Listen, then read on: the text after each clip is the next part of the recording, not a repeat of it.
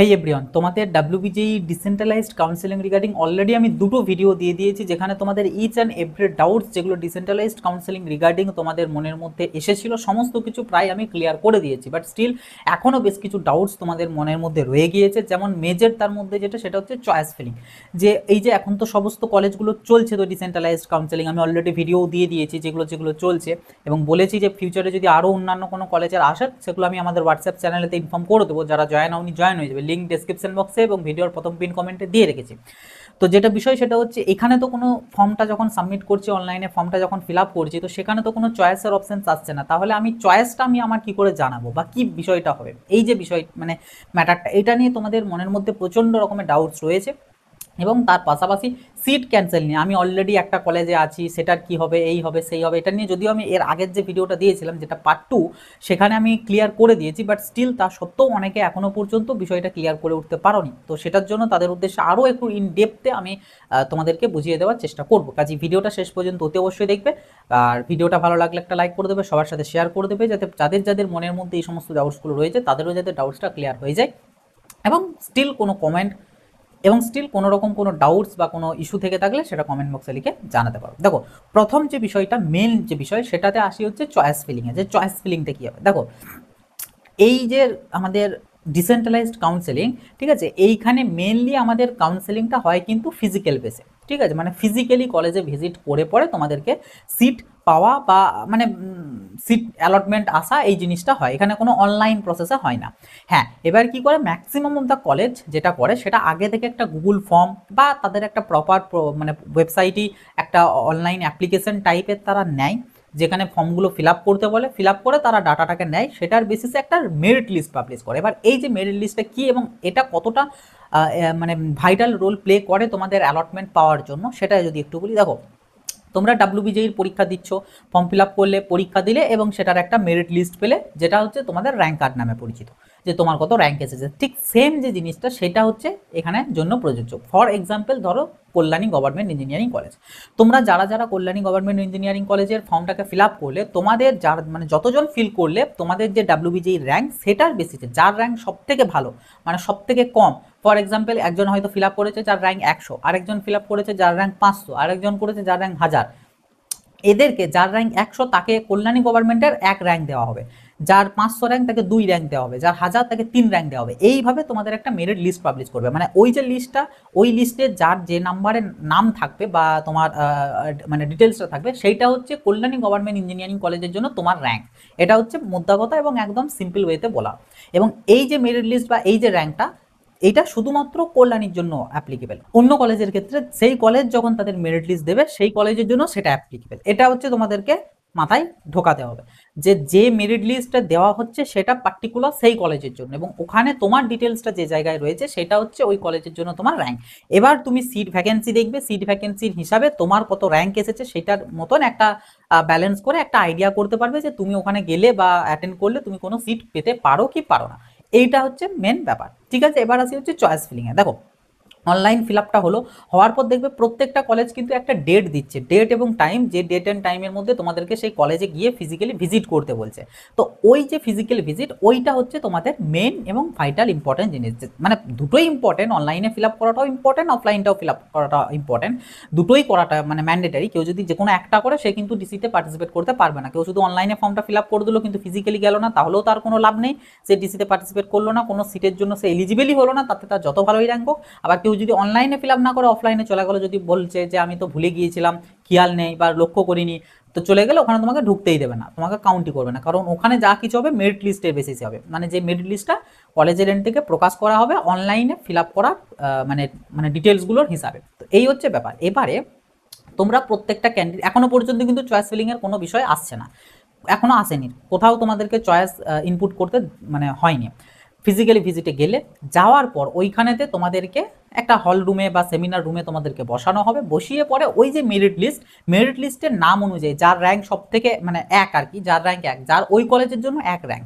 এবার সেটা WBJEE rank 500 হতে পারে, 1000 হতে পারে, 2000 হতে পারে, 4000 হতে পারে, যে আর কি ফার্স্ট সব থেকে মানে ফর্ম ফিল আপ করেছে এবং সব থেকে ভালো র্যাঙ্ক আছে, তারই ডেফিনেটলি 1 র্যাঙ্ক হবে ওই কলেজের জন্য। তো যার র্যাঙ্ক 1 তাকে আগে ডাকবে, ডেকে পরে তার সামনে মানে তাদের যে সিট ম্যাট্রিক্স রয়েছে, যেখানে কটা কি সিট ফাঁকা রয়েছে, ওই যে ব্যাপারটা যেটা আর কি ডিসেন্ট্রালাইজড নোটিসই মেনশন করা আছে, ওই লিস্টটা তারা বার করে তাকে দেখাবে, দেখিয়ে পরে বলবে এই হচ্ছে সিট ভ্যাকেন্সি, তুমি কোনটা নিতে চাও। তোমাকে এখানে মাল্টিপল চয়েসের অপশানস থাকবে না। আমাদের যেমন মেন যে কাউন্সেলিং, সেখানে যেমন তোমাকে প্রপারলি চয়েস দিতে হয়, তোমাকে তুমি যারা সিএসসি আইটি ইত্যাদি ইত্যাদি দিচ্ছ, তোমাদেরকে সেগুলোকে অর্ডারে সাজাতে হয়। এখানে অর্ডারের কোনো বিষয় নেই, এখানে একটাই মাত্র তোমাকে বলতে হবে যেটা তুমি নিতে চাও।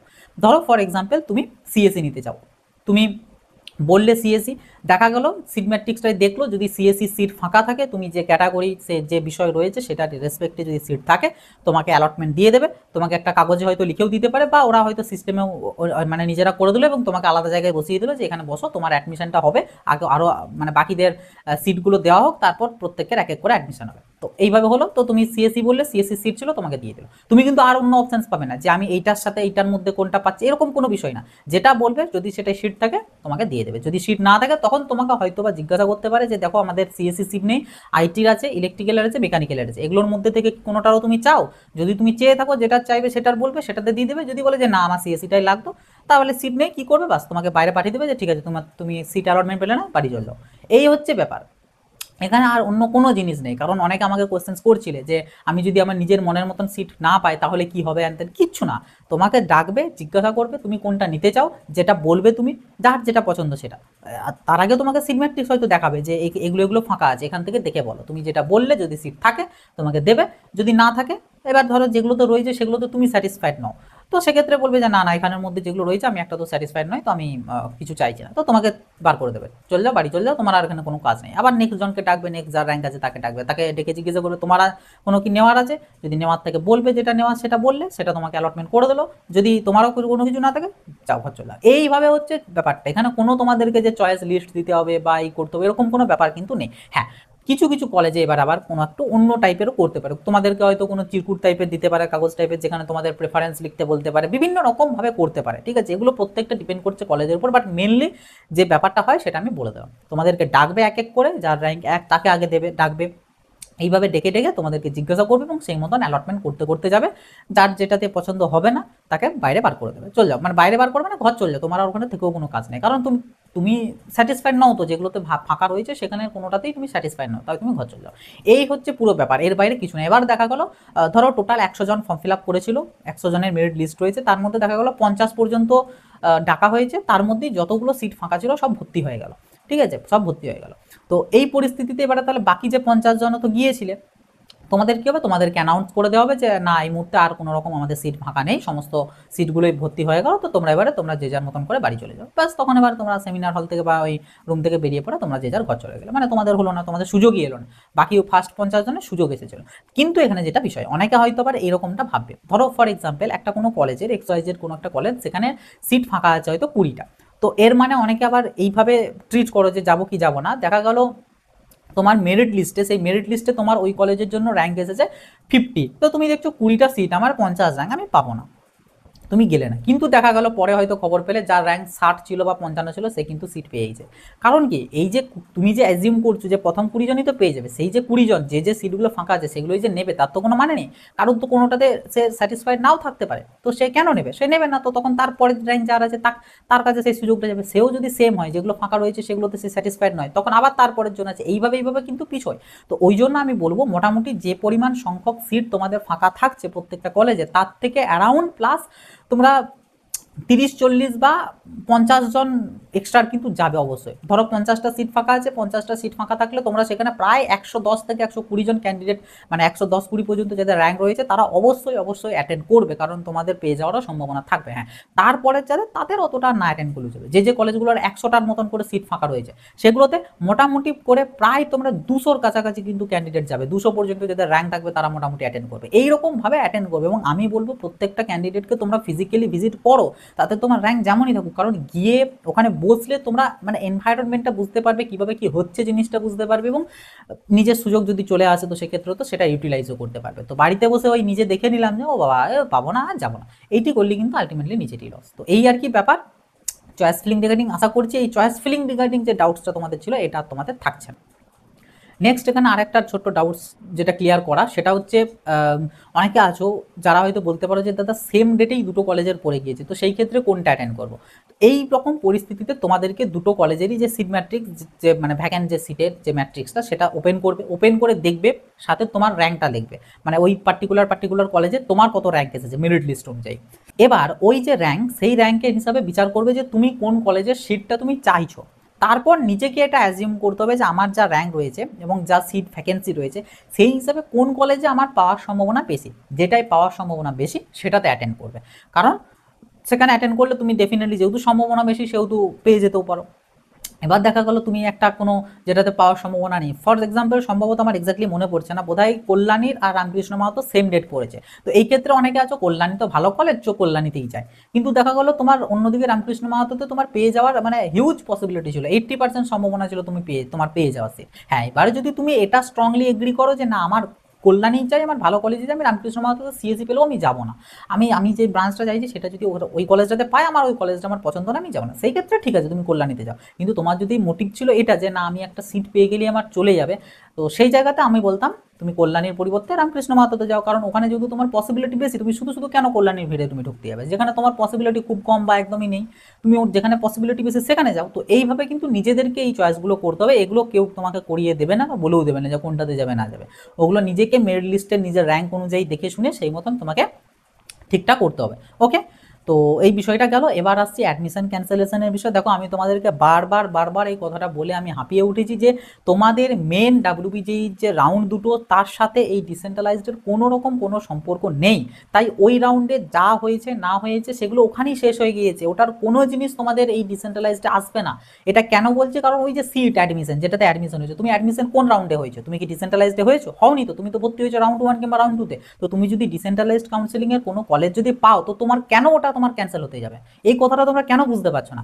বারবার তো বলছি যে রাউন্ড 1 রাউন্ড 2 এর সাথে ডিসেন্ট্রালাইজডের কোনো সম্পর্ক নেই, তো তুমি ডিসেন্ট্রালাইজডের সিট পেলে প্রিভিয়াসটা কেন তোমার ক্যান্সেল হবে, এটা ক্যান্সেল হতো তখন যদি তোমার একটা ডাব্লিউবিজেই বোর্ড কন্ডাক্ট করতো, কারণ তাদের কাছে সমস্ত ডাটা আছে যে কোন ক্যান্ডিডেট কোন কলেজে ভর্তি হয়েছে, কোন রাউন্ডে সিট পেয়েছে, কিন্তু ডিসেন্ট্রালাইজডগুলো তো ইচ অ্যান্ড এভরি কলেজ নিচ্ছে, তো কলেজের কাছে কি করে ডাটা থাকবে যে তুমি কোন কলেজে ভর্তি হয়েছো না হয়েছো, এগুলো হয় না। তোমরা এই জিনিসটা ভালো করে বোঝো, তুমি ডিসেন্ট্রালাইজডের যে যেমনই সিট পাও না পাও, তুমি ফিজিক্যালি ভিজিটে গেলে সেখানে পেলে না, এর সাথে তোমার প্রিভিয়াস অ্যাডমিশন ক্যান্সেলের কোনো রকম কোনো সম্পর্ক নেই, এখানে কোনো সম্পর্ক নেই, ওগুলো ওই পর্যন্তই ছিল। ওগুলো যদি মপ আপ হতো তো মপ আপের ক্ষেত্রে তখন ওই অ্যাডমিশন ক্যান্সেল অটো ক্যান্সেল এরকম ব্যাপার থাকতো, কারণ মপ আপটাও বোর্ড আমাদের কন্ডাক্ট করে, ডাব্লিউবিজেই বোর্ড, সেই জন্য। কিন্তু এটা যেহেতু বোর্ড কন্ডাক্ট করছে না, তাই এটার সাথে ওটার কোনো সম্পর্ক নেই, এই কথাটা ভালো করে মাথায় ঢোকাও।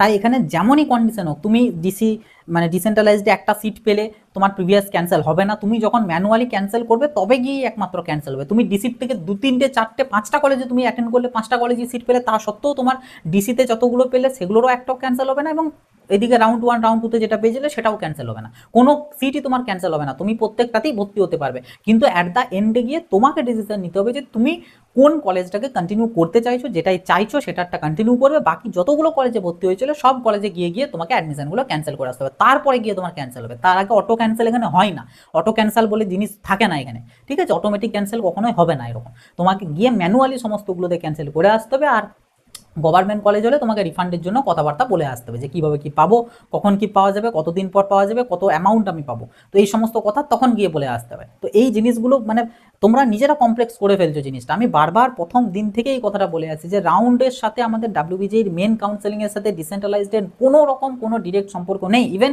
ডিসেন্ট্রালাইজড কাউন্সেলিংয়ের একটা কলেজের সাথে আরেকটা কলেজেরও কোনো সম্পর্ক নেই, কারণ প্রত্যেকটা কলেজের কাউন্সেলিং সেই কলেজ রেসপন্সিবল কাউন্সেলিংটা করানোর জন্য, কোনো একটা পার্টিকুলার বোর্ডের আন্ডারে এই কাউন্সেলিংটা হচ্ছে না। যদি পার্টিকুলার কোনো একটা বোর্ডের আন্ডারে হতো তখন এই ব্যাপার স্যাপারগুলো আসতো যে এই জিনিসটা ওখানে ক্যারি ফরওয়ার্ড হবে, এখানে টাকাটা ওইদিকে যাবে, এইটা সেই হবে, এই অ্যাডমিশন ওখানে অন্য জায়গায় হয়ে গেলে এটা ক্যান্সেল হয়ে যাবে, এই জিনিসগুলো তখন হতো যদি কোনো একটা অথরিটি বা একটা কোনো বোর্ড এই পুরো ব্যাপারটাকে মেনটেন করতো, তখন গিয়ে হতো। যেহেতু এগুলো each and every college responsible তাদের নিজেদের ডিসেন্ট্রালাইজ করানোর জন্য, তাই এখানে একটা ডিসেন্ট্রালাইজড কলেজের কাউন্সেলিংয়ে তুমি সিট পেলেই, যেমন ধরো আজকে আজকে তো জিকেসিআইটি চলছে, যে ধরো অ্যাডমিশন পেলে সেই যদি আবার কল্যাণীতেও পাও, তো তার মানে কি তোমার জিকেসিআইটিটা অটো ক্যান্সেল হবে? না, হবে না, তোমাকে ম্যানুয়ালি গিয়েই ক্যান্সেল করতে হবে। তুমি জিকেসিআইটি ভর্তি হলে তুমি কল্যাণীতে অ্যাটেন্ড করলে কল্যাণীতেও পেয়ে গেলে, তারপর জলপাইগুড়িতে অ্যাটেন্ড করলে জলপাইগুড়িতেও পেয়ে গেলে, তুমি ক্যালকাটা ইউনিভার্সিটি অ্যাটেন্ড করলে ক্যালকাটা ইউনিভার্সিটিতেও পেয়ে গেলে, তুমি সবগুলোতেই পেয়ে গেছো, তুমি সবেতেই ভর্তি হয়ে রেখেছো, কোনোটাই ক্যান্সেল হবে না। তোমাকে তারপর ডিসিশন নিতে হবে তুমি কোনটা চাইবে। তুমি যদি বলো যে আমি জলপাইগুড়িটা কন্টিনিউ করবো, ঠিক আছে, ওইটার যেমন যা ক্লাস আছে, যেমন যা প্রসিডিওর আছে, সেগুলোকে তুমি নেক্সট করে যাবে। বাকি যতগুলো কলেজ ছিল, জিকেসিআইটি, কল্যাণী, সিইউ, সমস্ত কলেজে তোমাকে ইন্ডিভিজুয়ালি একদিন করে গিয়ে পর তোমাকে ভর্তিগুলো ক্যান্সেল করা আসবে, তখন গিয়ে ক্যান্সেল হয়। তার আগে ক্যান্সেল হয় না, এই জিনিসটা মাথা থেকে বের করো যে ক্যান্সেল ক্যান্সেল ক্যান্সেল ক্যান্সেল শুধু করে বেড়াচ্ছ। আমাকে হোয়াটসঅ্যাপে প্রচুর ডিএম আছে এই নিয়ে, যে আমার এইটা কি হবে, আমার ওইটা কি হবে, আমি যদি ফিজিক্যাল ভেরিফিকেশনে গিয়ে আমি যদি সিট না পাই, তো সেই জায়গায় আমার ওটা কি ক্যান্সেল হয়ে যাবে নাকি, আমি যদি সেম কলেজেরই আমি যদি আপগ্রেড করি, আমি রাউন্ড 1 বা রাউন্ড 2 থেকে একটা সিট পেয়েছি, এবার আমি ওই কলেজে আবার ব্রাঞ্চ আপগ্রেডেশনের জন্য ডিসেন্ট্রালাইজডে পার্টিসিপেট করলাম, তো আমি সেখানে গেলাম এবং আমি দেখা গেল আমি সিট পেলাম না, তো আমার পুরোনোটা ক্যান্সেল হবে কেন? আরে বাবা, কেন ক্যান্সেল হবে তোমার? তুমি সিট তো পেলে না, সেটার জন্য তো প্রথমত ক্যান্সেলের কোনো প্রশ্নই আসছে না। দ্বিতীয়ত তুমি যে সিটটা পেয়েছিলে প্রিভিয়াসে, সেটা তো তোমাকে ডাব্লিউবিজিএ বোর্ড দিয়েছিল, আর এখন ডিসেন্ট্রালাইজ থেকে যেটা পাচ্ছ সেটা তো তোমাকে কলেজ দিচ্ছে। হ্যাঁ, সেম কলেজের ক্ষেত্রে যখন মানে তোমাদের তো ওই যে নোটিফিকেশনগুলো কাউন্সেলিং এ, সেখানে তো বলাই রয়েছে যে যারা অলরেডি এই কলেজে অ্যাডমিটেড ক্যান্ডিডেট, তোমাদেরকে তো বলি যে তোমরা পিআই রিপোর্টিং স্লিপ, তোমাদের ফিজ যে রিসিপ্টের যে ব্যাপারগুলো রয়েছে, সমস্ত ডকুমেন্টস আনতে বলা হয়েছে, কারণ তুমি যখন নতুন একটা ব্রাঞ্চ পাচ্ছ, সেই ব্রাঞ্চের সাথে তো তোমার ওই ফিজটা অ্যাডজাস্ট করা হবে, তোমাকে তো নতুন করে তো আর পেমেন্ট করতে বলবে না, তোমাকে ওই ফিজটা দিকে অ্যাডজাস্ট করা হবে, তো সেই জন্য টাকা হচ্ছে, তখন গিয়ে তোমার প্রিভিয়াসটা ক্যান্সেল করবে এবং তোমাকে নতুনটা অ্যালটমেন্ট দেবে, যেহেতু তুমি সেম কলেজে পড়ছো। কিন্তু ডিফারেন্ট কলেজ হয়ে গেলে এই বিষয় আর একদমই আসছে না, কোনোভাবে এগুলো হবে না। যাই হোক, আর ভিডিওটাকে বড় করব না। তোমাদের মেন যে ডাউটসগুলো ছিল, যেগুলো যদিও আমি অলরেডি ক্লিয়ার করে দিয়েছিলাম, বাট তা সত্ত্বেও তোমরা অনেকে ওই ভিডিওগুলো না দেখে তোমরা এই মানে কোয়েশ্চেন্সগুলো করছিলে, তো তাদের জন্য ফ্রেশলিভাবে আমি আবারও একবার জিনিসগুলোকে বলে দিলাম। আর চয়েস ফিলিংটা নতুন ছিল, ওটা আমি তোমাদেরকে ক্লিয়ার করে দিলাম। আশা করছি আর এই নিয়ে ডাউটস নেই, এবং এই নিয়ে যদি আমি আবারও যদি কোনো কমেন্ট, কোনো হোয়াটসঅ্যাপে কোনো মেসেজ বা কিছু পাই, আমি কিন্তু এই ভিডিওর লিঙ্কটাই শেয়ার করবো, ঠিক আছে? কারণ আমি এই ভিডিওটার মধ্যেই আমি পুরো জিনিসটাকে ক্লিয়ারলি আমি কিন্তু বলে দিচ্ছি। তো ভিডিওটা দরকার হলে দুবার করে দেখো, যাতে মানে ব্যাপারটা বুঝতে পারো, ওকে? আর এই বিষয়ে যাচ্ছি না, ভিডিওটা আর লম্বা করবো না, ভিডিওটা সবার সাথে শেয়ার করে দেবে, ভালো লাগলে একটা লাইক করে দেবে, নতুন হয়ে থাকলে সাবস্ক্রাইব করে নোটিফিকেশনটা ক্লিক করে অলাতে শেয়ার করে রাখবে। আর এগুলো বাদ দিয়ে যদি আরও কোনো ডাউটস থেকে থাকে, সেটার জন্য কমেন্ট বক্সে কমেন্ট করে লিখে জানাতে পারো।